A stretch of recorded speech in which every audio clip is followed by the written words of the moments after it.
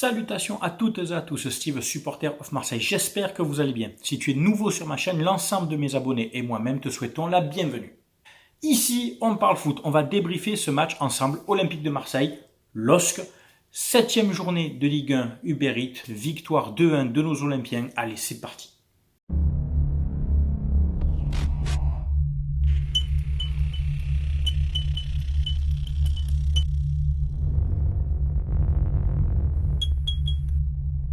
Alors tout d'abord, on va rendre hommage, comme d'habitude, à tous les supporters qui étaient au stade, à guichet fermé, encore plus de 60 000, les virages pleins, des tifos, des chants, de l'ambiance. Ça a poussé l'équipe pour aller chercher l'égalisation, pour aller chercher cette victoire. Donc bravo encore à tous les supporters et à tous les ultras des deux virages. Bravo à vous les gars.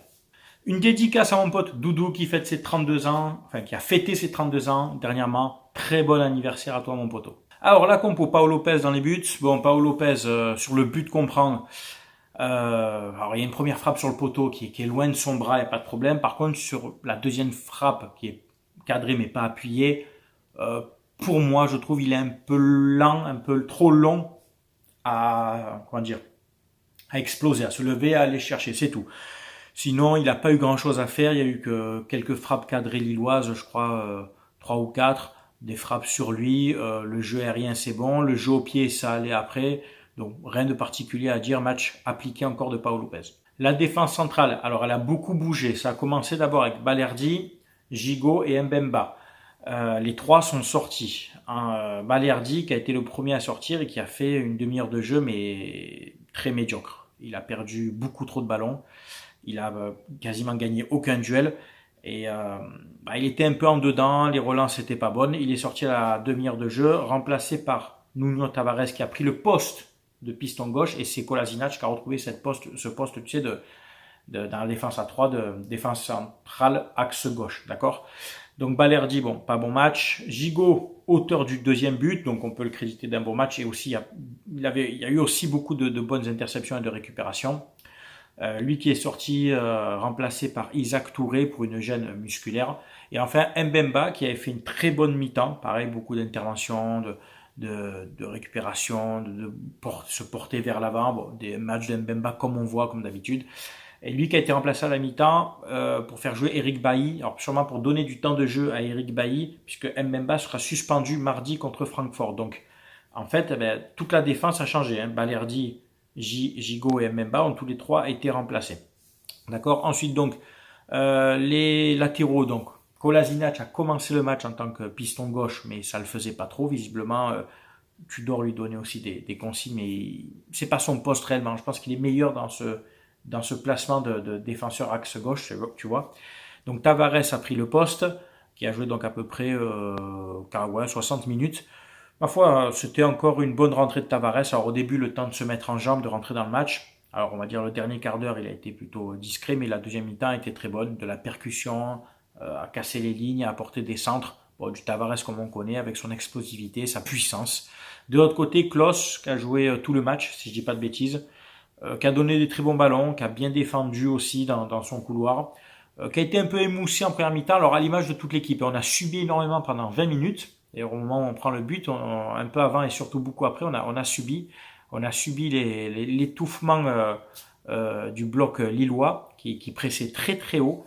Et c'est là que, quand tu vois qu'une équipe te presse haut et que tu joues à 3 derrière, plus le gardien, donc tu as 4 possibilités de faire tourner le ballon. Tes latéraux qui sont vraiment trop sur le côté, c'est difficile d'aller leur donner le ballon. C'est à Gueye et Guendouzi d'aller chercher, de proposer des solutions. Mais à partir du moment où ils proposent une solution, il faut tout de suite qu'il y ait un troisième joueur qui se déplace lui aussi pour donner une autre solution.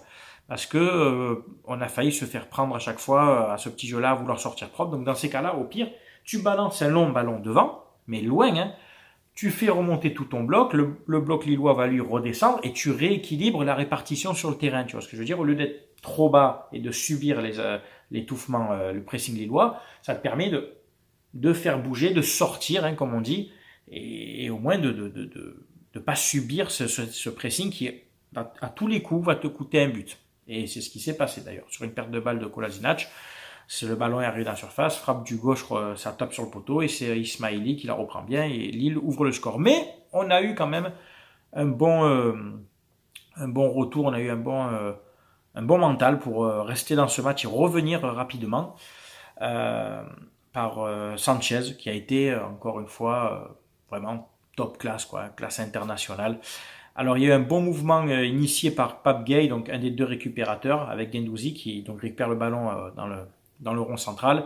Il lance Harit qui porte le ballon à la verticale, qui se dirige vers la cage lilloise. Il décale Under à l'entrée de la surface sur la droite, et Under a une touche de balle qui la centre bien pied droit, qui a une touche de balle aussi. Sanchez la reprend bien, il trompe le gardien. Alors ça allait très vite, hein. Entre la passe d'Harit et le but de Sanchez, ça allait très vite, hein, en 2 passes. Ça nous a permis d'égaliser avant la mi-temps.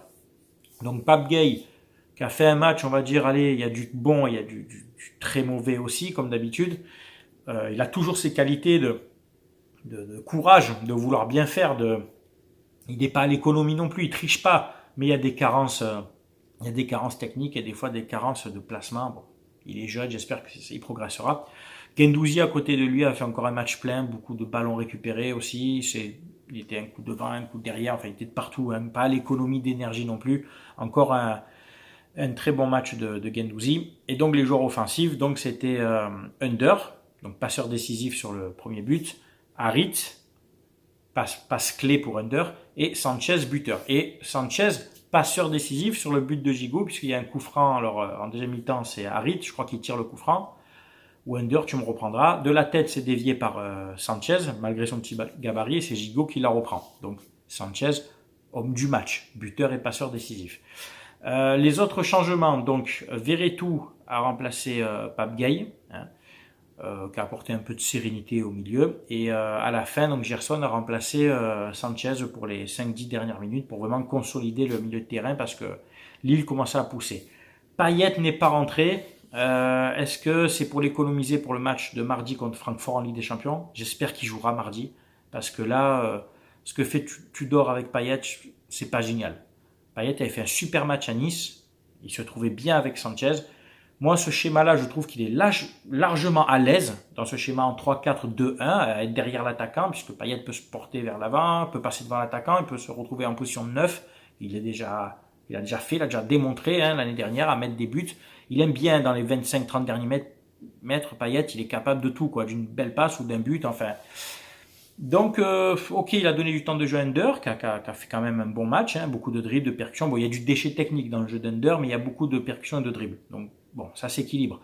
Le match d'Harit, pour moi, est moins bon. J'ai moins aimé le match d'Harit. Alors, c'est pas Gueye, hein, j'ai dit une bêtise, c'est pas Gueye qui est sorti, c'est Harit, remplacé par Verretou. Harit, il y a cette passe pour Under en première mi-temps, qui mène le but. Il y a cette frappe en seconde mi-temps que le gardien va bien chercher, mais il y a beaucoup de déchets, beaucoup de mauvaises passes, beaucoup de mauvais choix. Donc bon, on va dire, allez, 5 sur 10 si je devais donner une note à Harit, parce qu'il y a du bon et il y a beaucoup de déchets. Donc on gagne 2-1, d'accord. Au niveau des statistiques, 14 tirs pour l'OM, 7 tirs cadrés, 2 buts, 53% de possession de balle. Au niveau des duels gagnés, 46% pour l'OM. Et par contre, au niveau des duels aériens gagnés, on a 52 ou 53 possessions de duels gagnés, pardon. Bon, on est deuxième, à égalité de points avec Paris, mais avec un moins bon goal average, avec 19 points en 7 matchs. Donc, dans la moyenne des 2 points par match, on est normalement à 14, plus 5, donc 5 points de bonus. Mais de toute façon, il faudra, pour être sur le podium cette année, je te le garantis, il faudra être au-delà de cette moyenne des 2 points par match, parce que Lens est là, Lyon va être là, je pense, surtout.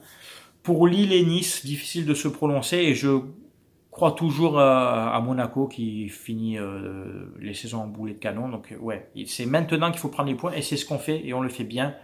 On prend les points maintenant, 6 victoires en 7 matchs, parce qu'après, avec l'accumulation des matchs de Ligue des Champions qui sont très énergivores, comme je t'ai déjà dit, et qui usent les organismes, et physiquement et mentalement, c'est maintenant qu'il faut prendre les points. Voilà. Écoutez, c'est tout pour ce débrief. J'espère qu'il vous a plu. C'est bien entendu à vous de commenter, de donner votre avis, que tu sois supporter de l'OM, de Lille ou d'une autre équipe. Tu sais qu'avec moi, on respecte toujours les avis de chacun, si bien entendu ton avis est respectueux des autres. Voilà.